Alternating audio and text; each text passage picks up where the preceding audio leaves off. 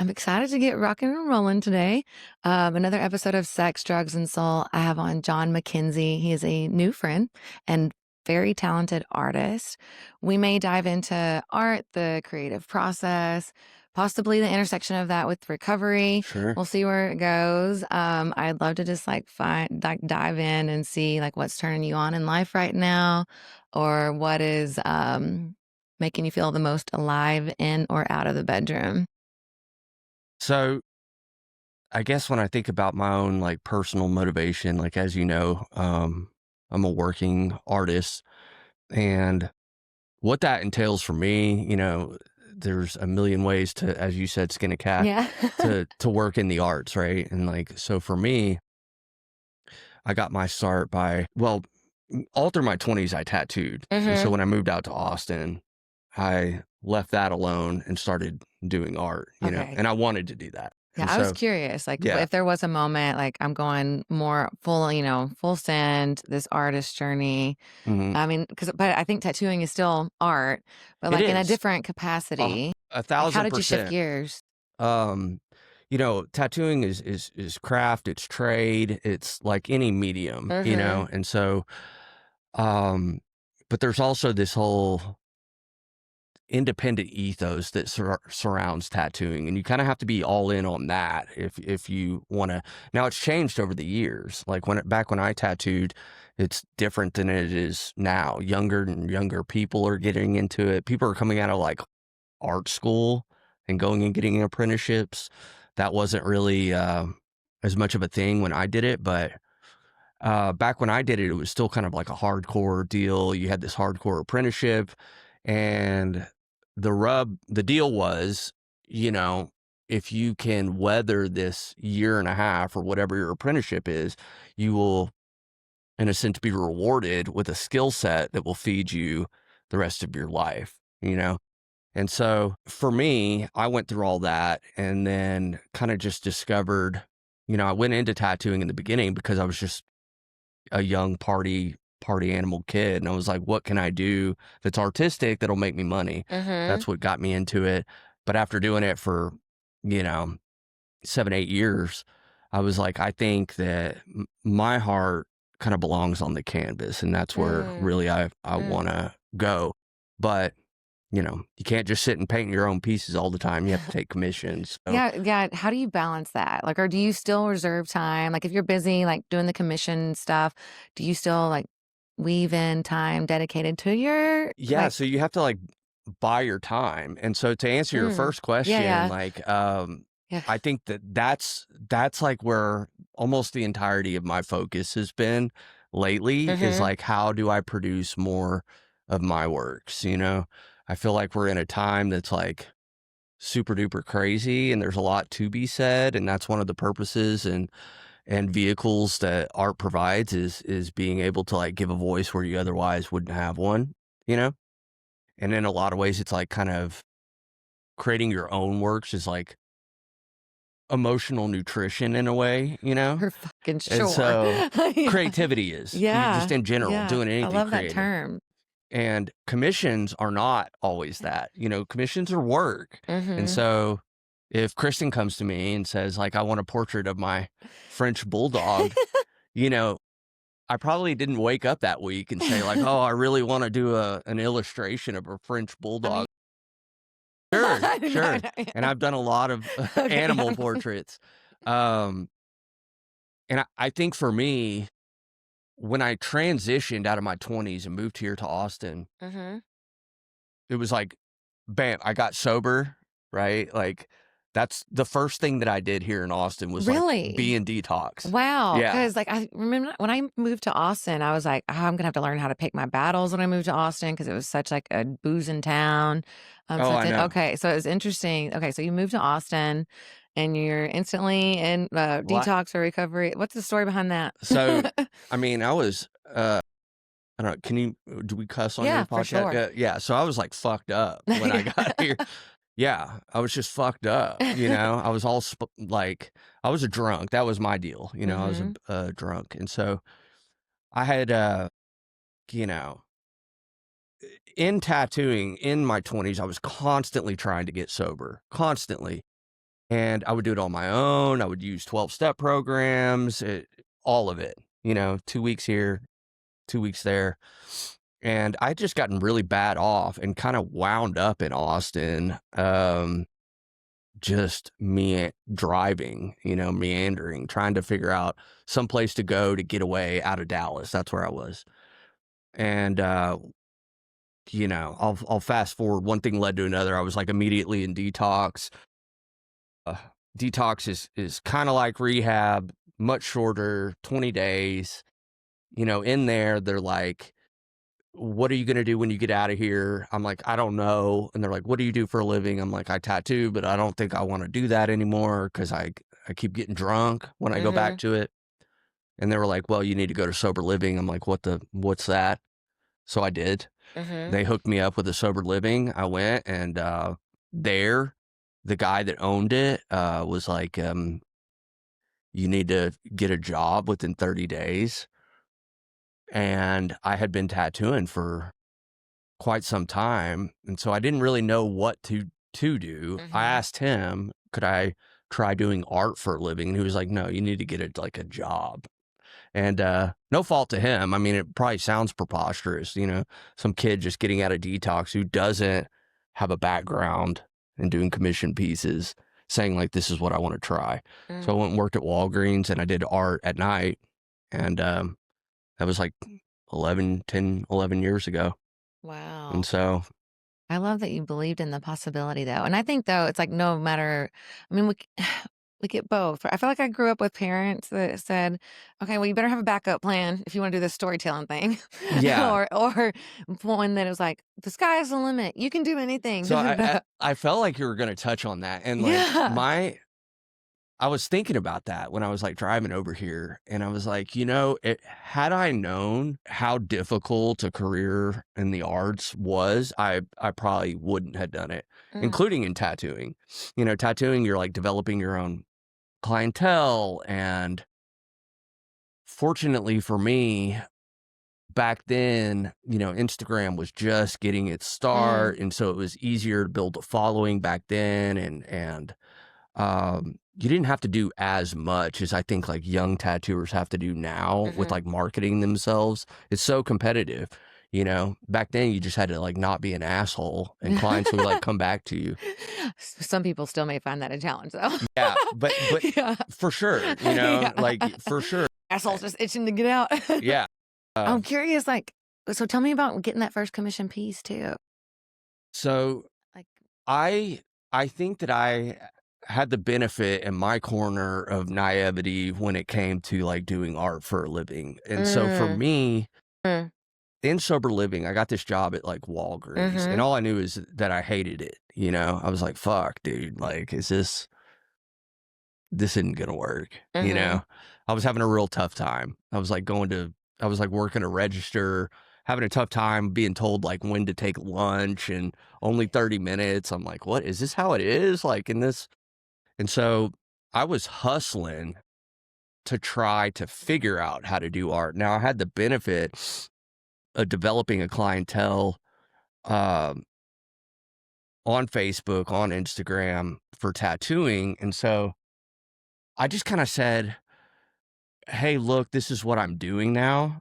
Like I'm taking art commissions, and simultaneously I was like hustling around Austin trying to find like little creative communities that I could like embed myself in, glad hand, shake hands, do all that bullshit. And I like, there's a part of me that still enjoys that now, but I had way more energy for it 10 years ago, but I'm so glad that I did it, because that's really what it took initially. Getting like a bunch of like especially back then, like $300 illustration commissions. It's fine for paying like sober living rent, but it wasn't gonna like sustain me long term. And so fortunately for me, it just kind of like worked out where as my bills increased, clientele was enriched. And I really tried hard to deliver pieces that the clients wanted, be kind, like be punctual, hit the deadlines that were required, and I treated it like a business. Yeah. It So sounds like you had a good, like, head on your shoulders or, like, to hit the ground running and, a little fire lit under your ass too, probably, but, yeah, I feel like sometimes, like, the contrast illuminates, like, what we don't want, like, "I gotta get out of here." yeah, But yeah, and so now it's, like, so much more real, but at the same time, I'm, like, more motivated than ever to, like, produce original works, and so Mm, when you're a commission-based artist, taking time to, like, produce original works can seem foolhardy. It can seem like a bad decision. Like, why would I do that? I need to be like, like a gamble or something yeah, I need or to be putting my time and resources into either marketing or, you know, nowadays it's like making reels or whatever it is, feeding this business somehow. And so producing original works is, in a sense, I think almost like an obligation when you're an artist. It's like, it doesn't matter if it's going to make you money or not. Like, I need to be using my voice to illustrate the things that I believe in, that I think are important, and leave my mark that Yeah. way, you know, Yeah, especially this I know you mentioned, like, these times too, and to use our voice, it's like using our voice now, chaos all around us, all the around us. more AI and all that stuff, Uh-huh. and I was just gonna say too, like, I just recently started, like, implementing an hour a day of writing because I felt like there was something just gnawing at me, like, Yeah. "You're not doing the thing that you're or one of Yeah. the things you're supposed to do here while you're here," and it was causing a bit of anxiety. So do you, like, a certain amount of time? Do you just find kind of carve it out when you can get it Yeah. out? Like, So I mean, it kind of looks what's like that look like? this with my schedule. I'll have like, so I have this big old whiteboard in my apartment, and I scrawl prospective jobs, for sure jobs, things that are booked. And I'm like constantly chewing through that. And that that tells Mhm, me like what is up next. And, you try to estimate how long something's going to take, when a client approaches you. Like, if they just want, I don't do as many like pet illustrations nowadays, but it's like if somebody came to me and asked about that, it'd be like, oh, it would take, 2 days or mhm, whatever. If they want this big painting, maybe 2 weeks. And so you have to feather it in between there. The mhm. the complicated part is finding the motivation to do so after you've been doing your hustle, you I know? get it. It's something I used to, like, long for is to be paid for writing, and then once I started ghostwriting, I was like, "Well, shit." Yeah. I was so elated at first, but then, like, kinda, like, begrudgingly did it a little bit, and I was like, but now I'm, like, I'm about things I once prayed for or hoped And or it's so longed for. funny hearing Yeah. hearing you say it. Yeah. It's so crystal clear to me. Mhm. It's like, "Oh, Kristen, don't do that. I mean, do Yeah, that. yeah. Do your ghostwriting, but you need to, like, that's not why you're here," Mhm. you Yeah, know? yeah. And so it's so crystal clear when I hear other artists talk about their craft versus their trade. Um, yeah, the answer is crystal clear. But for me, I can easily find myself in this like rhythm of like, no, I need to be like insulating myself. I need to be booking more jobs. I need to be thinking ahead more and more and more. The older you get, the more you think ahead, Mm, and mm. at least for me. Uh, and so I can easily wind up in this like panicked place of how do I net bigger jobs, higher ticket sales, blah, blah, blah, blah, blah. And so it gets so dizzying that I wind up back to square one, which is like I need to be producing my own Yeah, doing stuff. the Like, fuck thing. it. What does it matter anyways? Yeah.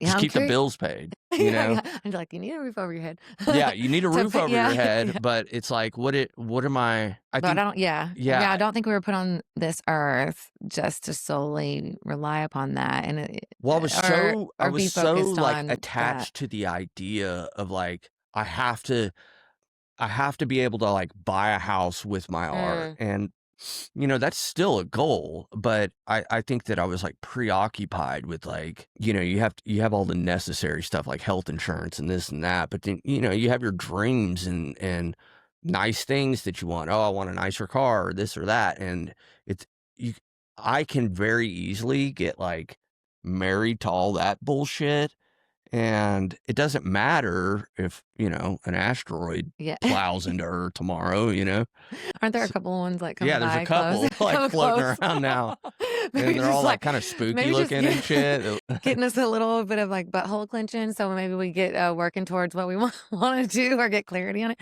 I'm curious, like, it's kind of what would you want people? Is there something that you want to leave with people that like observe you are? Do you want to move them in a certain way? And then I also want to like touch on AI because like I have my own feelings about it, and I know you have your own Sure. feelings and thoughts about it. Um, Yeah. uh, So, when you develop a client base for commission mm-hmm, pieces, they they come to you or whoever artist. They go to them because they like that artist. They're familiar with an aspect of their story, or they just like them as a person or whatever. And so, because people are coming to me because they've enjoyed me as a person, if they like somebody else, they might go to them. I feel like there's at least a part of my client base that is interested in like what I have to say. mm-hmm. And so that feels safer to me and less risky than, say, if I were a 20-year-old kid that went to art school, got spat out the other end after they graduate, and they know their aunts and uncles and that's Mm-hmm. it. Yeah. It can feel, I don't know what that feels like. That's not my experience, but for me, I think nowadays with how crazy everything is, it's easy to get opinionated, and nobody's really listening to one Mm. another. Uh, and as time goes on, people just continually double down more on their thoughts and opinions. And I think art is one of those safe ways to express something where it's like, look, nobody's here to argue with you when you're looking at a canvas. You're safe to like take in maybe a different viewpoint, and maybe a piece of art resonates with you differently than it would this other guy. And that's like one of the purposes of art, and that's really motivating to me. That's beautiful. Has anyone ever come up to you and like been like, "Oh, I love how you did this," or I had this takeaway from it, and it's been like, "Well, that's not necessarily my intention, but I'm glad you had that or walked away with it." I felt that way with my book. Like some people are like, "Oh, da da da." I can't think of something super specific, but I was like, "Oh, that's interesting. That's not really exactly where I was going with that, but it was kind of a cool takeaway that they had had." Yeah. So I think what always interested me is when I would hear, because I have done so much commission work over the Mm-hmm. last 10 years and not enough personal pieces, which like brings me to like, this new season that I'm in right now. Um, what I would think a lot is I'm exacting whatever the client wants. And that's all I'm trying to do is I try to get as many Mm. details about what they want as possible and then execute those. And when you do that, it's easy to start believing that like stylistically, I haven't left my fingerprint on this piece, Mm, you know, mm, because mhm, I'm like just trying to do what Kristen wants, or Tom or Dick or Harry or mm. whatever. And so it was of interest to me anytime I heard a client say, "Oh, I saw you had a piece or such and such bought a piece from you and it was hanging up at their apartment. I saw it the other day and I instantly knew it was your work." Oh, And that's that would cool. always like kind of make me go, "Really?" Like, "Well, why?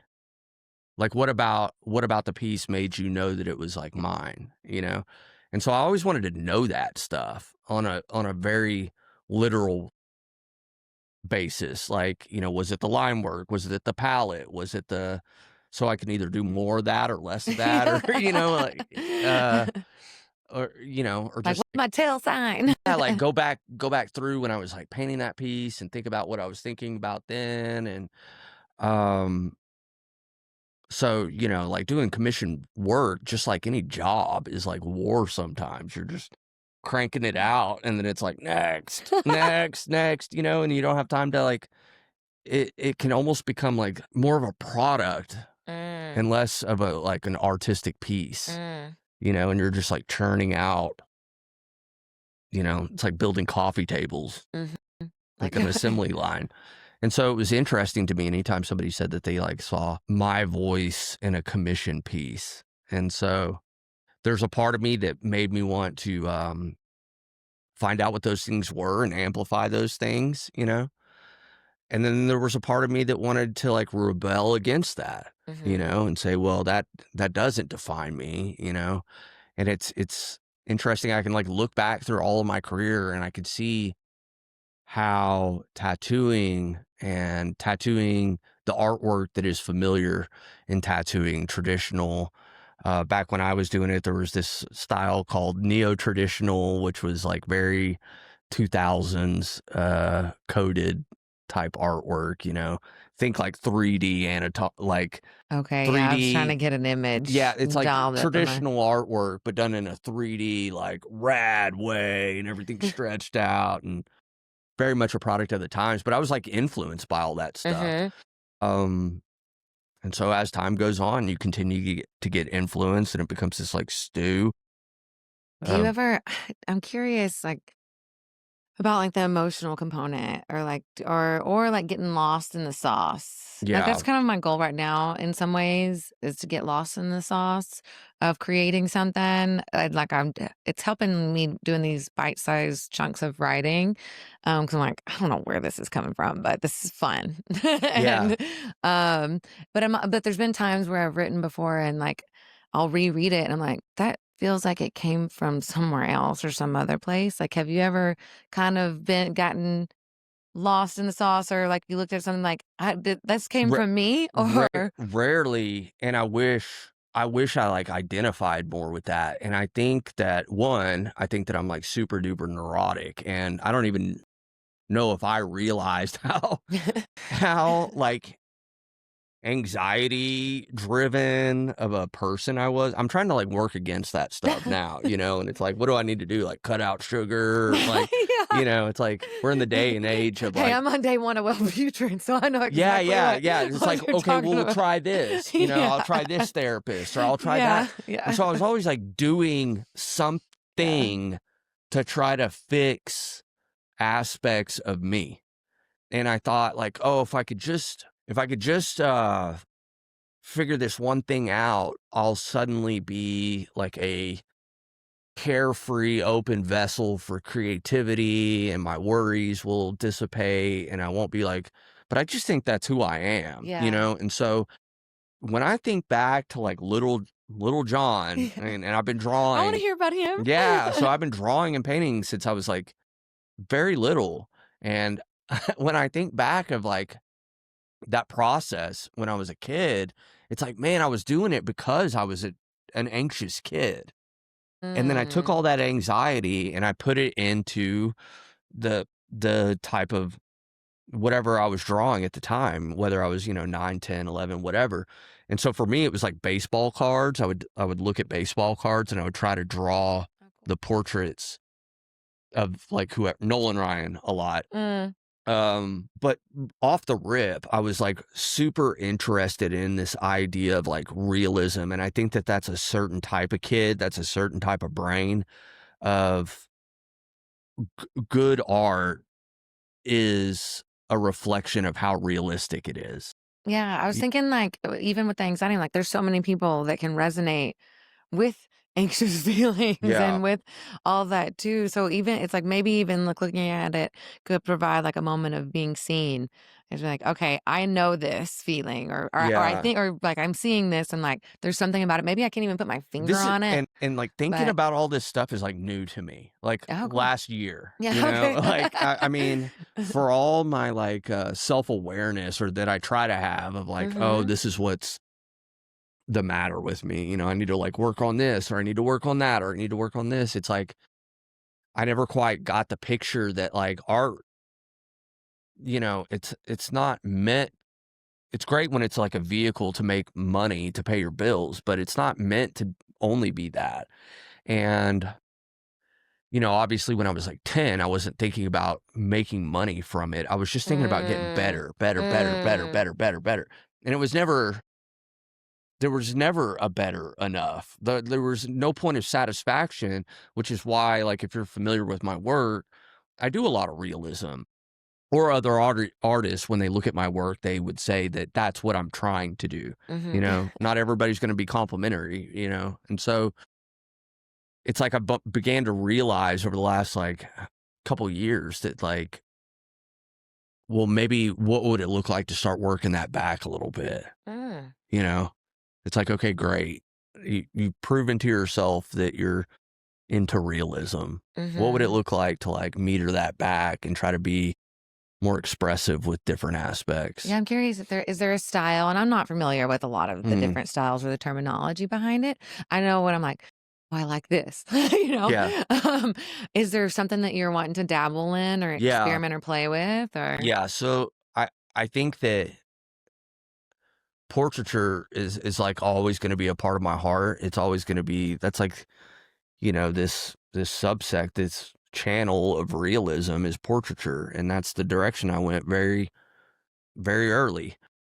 So like it or love it or hate it, it's a part of like who I am now, Mhm. and it is what I do, and so it's probably going to be a part of like new original works, but I really like the idea of kind of going back to that time when I was a kid and in more of a simplistic way, like trying to replicate what my art may have looked like Mm. back then, paired with more realistic aspects, Oh, I you don't know know? why that makes me wanna Well, cry. yeah, I mean, that's Yeah. like when you know, I think when you get older, you look back and you're able to have compassion for yourself as a Mhm. child, and or you should. Well, at Yeah, least our yeah. generation is Yeah, getting that, yeah. like maybe boomers not as much, but you want to be able to go, oh man, that dude was having a tough time, and he continued to have a tough time, and he like tattooed his face and tried to be like safe, you know, and now the proverbial threat could be global, it could be the the asteroid, Me on a bad the day. yeah, Yeah. whatever. So it's like you're never gonna be like safe enough, So yeah, I don't know. I'm interested in like how my art in particular can be a vehicle for me to make sense of make sense out of my own life and reflect that to a viewer, but also say like, hey, this is kind of how I believe about things, Yeah. and this is what I believe.